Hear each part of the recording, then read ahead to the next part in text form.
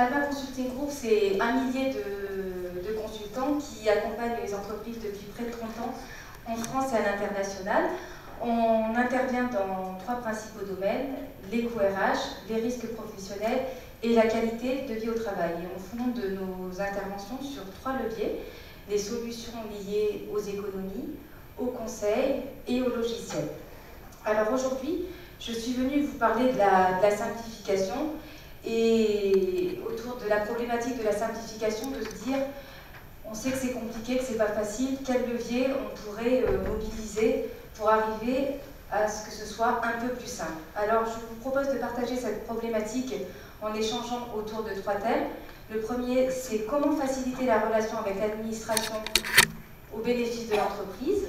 Le second thème, c'est de voir au sein des services du personnel comment mieux se faire aider, comment mieux se faire accompagner pour externaliser certaines tâches chronophages ou à valeur ajoutée limitée. Et puis le troisième sujet, c'est dans cet environnement RH en perpétuel mouvement, comment on pourrait amener de la stabilité. Voilà. Donc le premier point, c'est que notre conviction chez Alma, c'est qu'il est possible de simplifier la relation entre l'administration et l'entreprise. Et oui, ça a pour conséquence d'impacter la performance économique et sociale des organisations. Alors pour vous l'illustrer, je vais vous raconter une histoire vraie que j'ai vécue avec les équipes. Il y a quelques mois, une entreprise d'un millier de collaborateurs spécialisée dans l'agroalimentaire a fait l'objet d'un contrôle URSSAF. Alors jusque-là, rien d'anormal, me direz-vous, hein, le contrôle URSSAF, c'est la contrepartie de tout système déclaratif, donc rien de spécial à dire. Et du coup, l'URSSAF détecte un risque de redressement sur les allègements Fillon, on parle à l'entreprise, et l'URSSAF lui propose de procéder au calcul du redressement par la méthode de l'échantillonnage. L'entreprise craint d'avoir un redressement un peu trop élevé par rapport à la réalité et refuse cette méthode. Je vous passe les détails, elle n'était pas capable de produire des éléments de requête dématérialisés. Et du coup, l'entreprise applique ce qu'on appelle la taxation forfaitaire, c'est-à-dire annulation purement et simplement des allègements Fillon dont l'entreprise a bénéficié sur les 3 dernières années, soit un redressement de 8 millions d'euros. Je vous laisse imaginer la panique dans l'entreprise. En plus, par-dessus le marché, impossible pour elle de joindre un interlocuteur au sein de l'URSSAF, qui elle aurait pu exposer sa problématique. Elle essayait en vain et elle est tombée sur la plateforme téléphonique. Vous avez eu parfois peut-être l'occasion de tomber sur ces plateformes. Du coup, cette entreprise contacte Alma et donc on l'accompagne.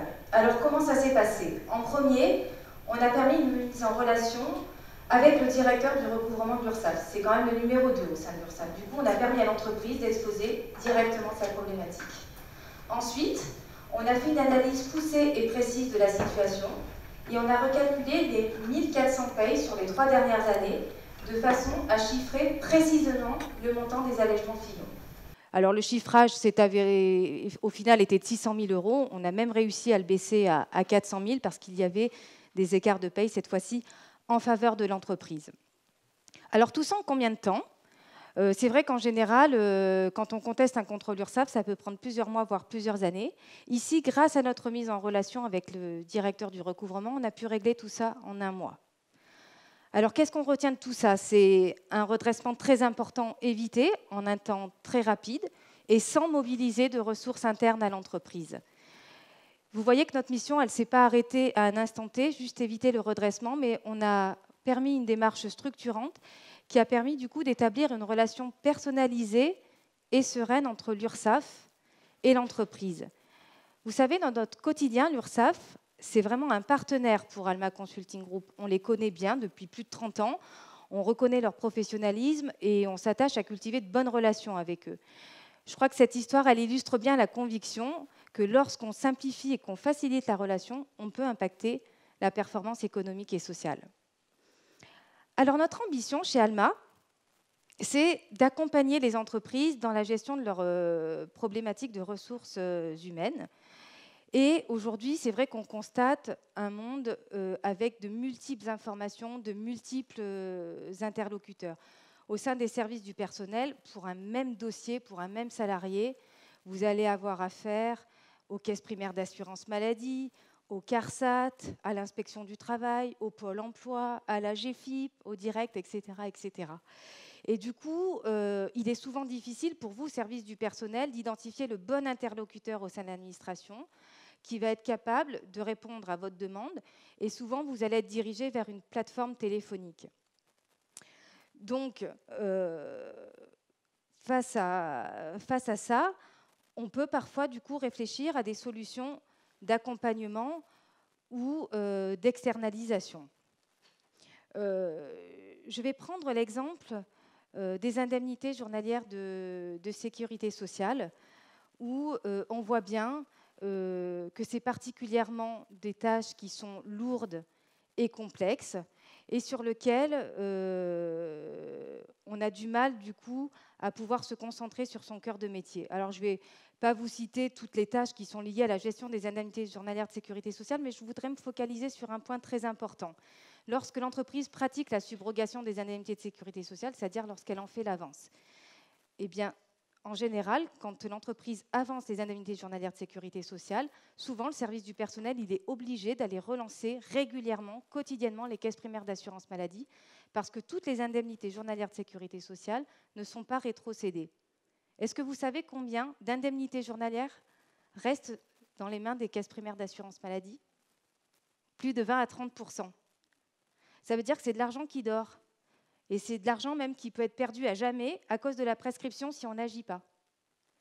Donc du coup, une des solutions, ça pourrait être de confier la gestion des indemnités journalières à un prestataire qui fait ça pour vous, parce que c'est vrai que cette relance quotidienne, ça peut présenter une valeur ajoutée limitée, vous permettre de vous concentrer évidemment sur d'autres tâches.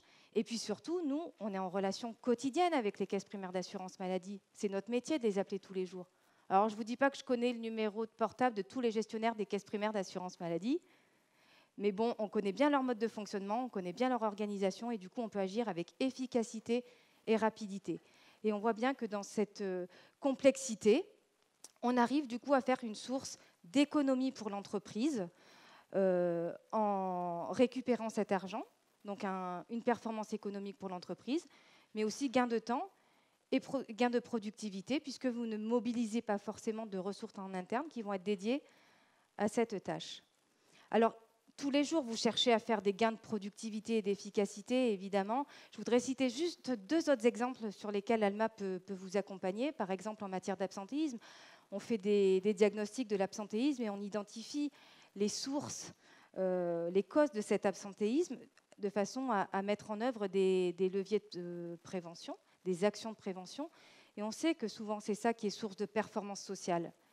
Un autre exemple, on met aussi à disposition de nos clients des logiciels comme Axiline, le suivi des accidents du travail, ou comme Exponible. En ce moment, on entend parler pas mal de la pénibilité, qui permet de suivre les facteurs d'exposition à la pénibilité. Grâce à des outils comme ça, vous gagnez en productivité parce que ça devient presque un jeu d'enfant de pouvoir suivre cette exposition à la pénibilité. Alors, un dernier point, donc je parlais comment on pourrait amener de la stabilité face à cet environnement RH qui est en perpétuel mouvement.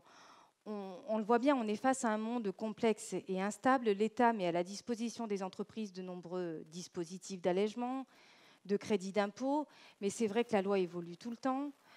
C'est complexe, la jurisprudence en plus est souvent rétroactive et du coup ça crée un climat d'insécurité économique et juridique pour les entreprises. On n'a pas de la visibilité et ça ne crée pas un climat de confiance propice à l'investissement, à l'innovation et à l'embauche. Je vais juste prendre un exemple pour vous illustrer ces perpétuels changements et qui impactent votre quotidien au sein des services du personnel. Je vais prendre l'exemple des allègements de charges Fillon. Ces allègements, ils existent depuis 2003. Ils sont toujours en vigueur aujourd'hui. Ça fait 11 ans qu'ils existent. Est-ce que vous savez combien de fois ils ont été modifiés en 11 ans? 17 fois. Plus d'1 fois et demie par an, le législateur, le ministre, le juge sont intervenus pour modifier le calcul de la réduction Fillon. Vous imaginez bien les impacts pour vous, vous le vivez au quotidien, d'appréhender ces changements, de modifier vos paramétrages de paye. Et du coup, il faudrait qu'on puisse imaginer aussi d'autres solutions pour amener plus de stabilité. Alors, on pourrait imaginer, mais c'est déjà des démarches qui sont mises en œuvre, que les prestataires de paye ou les services du personnel pourraient être associés en amont pour pouvoir élaborer au texte d'application de ces mesures. Souvent, on a des décrets, des circulaires ministériels qui sortent plusieurs mois, voire même plusieurs années après, qui sont complexes et voire même qui prennent le contre-pied des textes d'origine. On pourrait aussi imaginer que l'État, lorsqu'il met à disposition un nouveau crédit d'impôt ou un nouvel allègement, il s'engage pendant 3 à 5 ans à ne pas le modifier de façon à générer de la stabilité pour les services RH. Alors tout ça, ça vous paraît peut-être un peu un vœu pieux, une conviction. En tout cas, c'est notre quotidien. Aux côtés des entreprises, parce que d'abord, on est très attentif aux évolutions du contexte législatif, social, réglementaire, et puis aussi, on est au cœur des préoccupations de nos clients. Et par exemple, dans le cadre des débats qui sont actuellement, qui précèdent les lois de financement de sécurité sociale, on est en plein dedans, c'est très souvent qu'on fait bénéficier les entreprises de notre expertise pour les aider à mieux comprendre les enjeux des lois qui vont les impacter. Donc, en conclusion, je dirais que, en fait, si ces mesures, elles pouvaient fonctionner, si ces mesures de simplification, on voit bien qu'elles pourraient amener de la stabilité et de la visibilité aux entreprises. Du coup, la simplification serait peut-être un peu plus simple. Et on voit bien toutes les démarches qui sont en train d'être engagées pour ce processus de simplification, qui sont évidemment très positives. Mais on voit bien qu'il ne suffit pas d'appuyer sur un bouton pour que ça fonctionne. Et j'ai quand même envie de rester optimiste, même si j'ai un peu manié parfois avec ironie quelques anecdotes sur les nombreuses modifications, mais je crois qu'on est sur la bonne voie, en tout cas pour trouver des solutions. Voilà. Je vous remercie de votre attention.